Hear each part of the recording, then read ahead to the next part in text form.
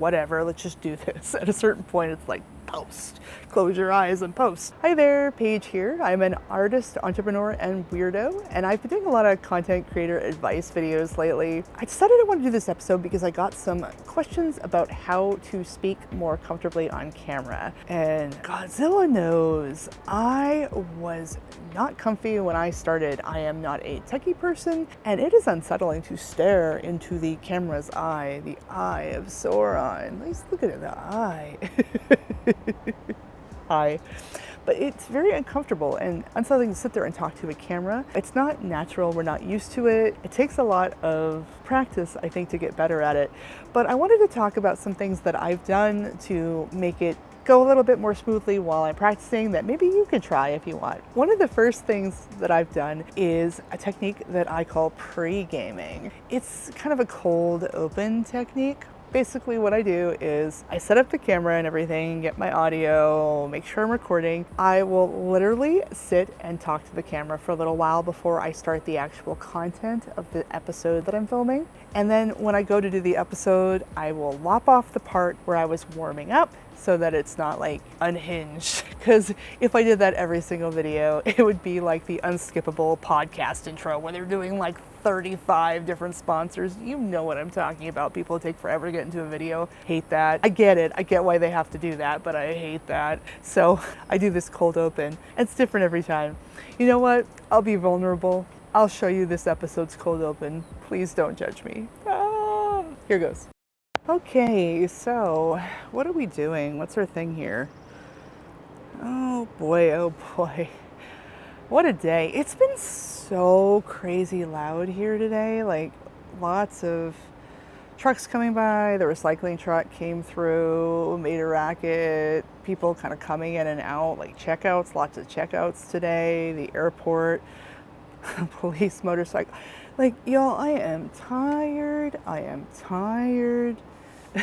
But I'm almost done, so. Whew. Okay, Paige. Okay. Oh, am I rolling? I'm rolling, okay. Trying to make sure my mic's on. All right, so what are we doing next? How to speak comfortably on camera. Ooh, fun. I put the camera icon in there. Okay.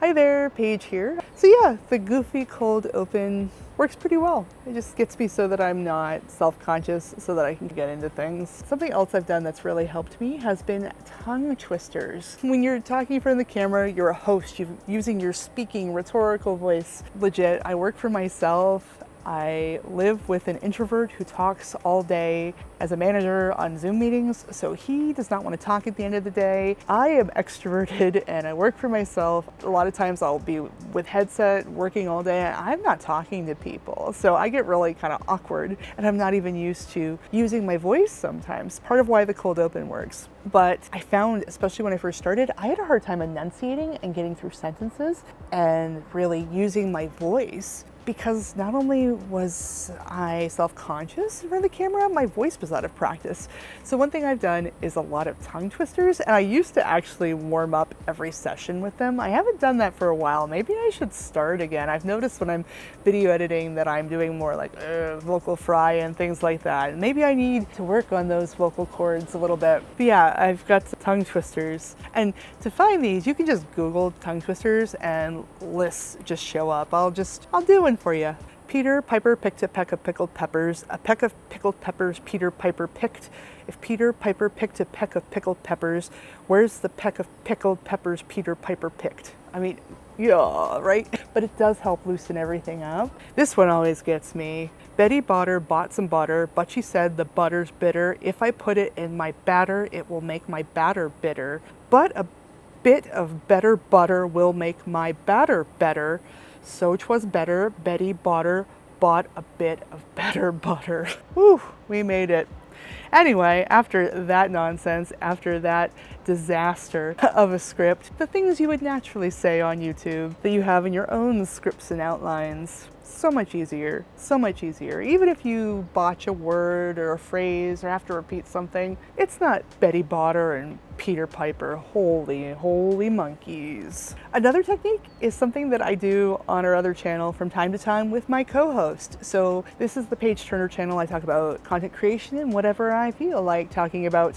I also run another channel with my husband called Our Moving Castle. It's an RV travel channel, and we co-host it. I'm on the channel more than he is because I am extroverted and I do a lot of the editing and things like that. He's also kind of camera shy, which I don't think helps. So a lot of times we will appear on camera together. We'll sit down on our couch and we'll recount something. On the few occasions when he's been the only one talking, it has been really anxiety provoking for him because he is very self-conscious. He overthinks it. It's weird for him to talk to the camera. It was for me too, but because I've been on my own and been doing this for a while, I have more practice. I have the 2 channels and I do a lot of content on my own. And Justin is just more self-conscious in general. He's more anxious than I am as a person in general. So what we do when he has to appear on screen alone is I sit behind the camera like a cameraman, and I am the Faceless Interviewer. And as the Faceless Interviewer, I have the script, the outline on my phone, and I sit there and I ask him questions and I direct him through the dialogue, through the conversation. I basically interview him for the episode, and then when I go to edit the episode, I clip out my questions. So it's just like he's talking.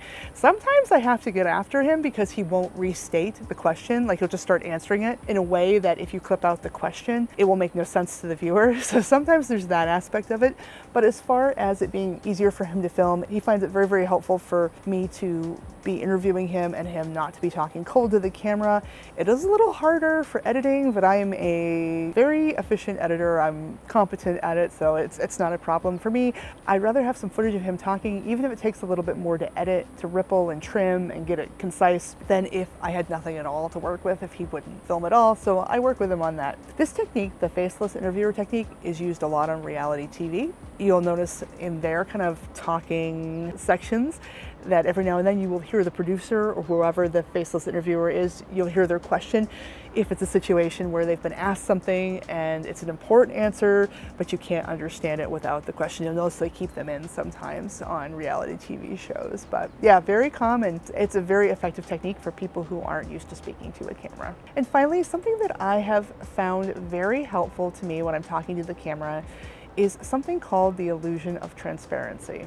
So this applies a lot to giving presentations, any form of public speaking, but it also applies to speaking on camera because it is a form of public speaking. Instead of having a big audience staring at me, I'm looking at a GoPro. In this case, I'm recording this episode on a GoPro, looking at the lens. The illusion of transparency is a psychological phenomenon. There's some research on it. So basically, when we're giving a speech and when we're nervous or we're feeling awkward about it, we can feel it in our body, we can feel that adrenaline. I find that I feel like my arms shake, my legs shake when I'm giving public speeches. And part of what's difficult is you feel those nerves and you feel like the audience can feel how nervous you are and that they're getting uncomfortable and that you're doing a bad job, and everybody can tell, and there's this whole cloud of cringe and anxiety and worry and nervousness that swirls around you when you're giving the speech because of something called the illusion of transparency, where you are convinced that people can feel how you are feeling, that you are transparent, that your nervousness is obvious to everybody else. But actually, they've done studies on this, and in the research, they found that if they poll a nervous speaker and say, rate your anxiety, how nervous did you feel? And then you go and you poll the audience and they rate the speaker on how nervous the speaker seemed. The audience can't tell. The speaker is not coming off nearly as nervous as they feel when giving the speech. Now, does that do anything about the nerves? The initial nerves, the initial anxiety and cringe? No, not really. But it has always helped me from a public speaking perspective to not get into those further loops where I'm getting anxious about being anxious, because you can really get in your head, and sometimes that second or third cycle of where you're like nervous about being nervous, that's worse than the initial nerves. It can get really, really bad really fast. Speaking to a camera is very, very similar. You can feel uncertain about what you're saying or worried about what the people are going to think on the other side, and they don't know. Actually, I talked about this in another video, but it bears repeating. I had a video I put out on this channel a while back, and I was pretty nervous doing it. I was just having a rough day, and I was really up in my head, and I was not feeling confident, and I was second guessing everything. But I put out the video anyway, and I remember editing it thinking, oh, this isn't as bad as I thought it was, but I could still kind of see the nerves a little bit because I remember feeling it, and it was a very strong memory. But I put out the video anyway because I had the deadline and whatever, let's just do this. At a certain point, it's like, post, close your eyes and post.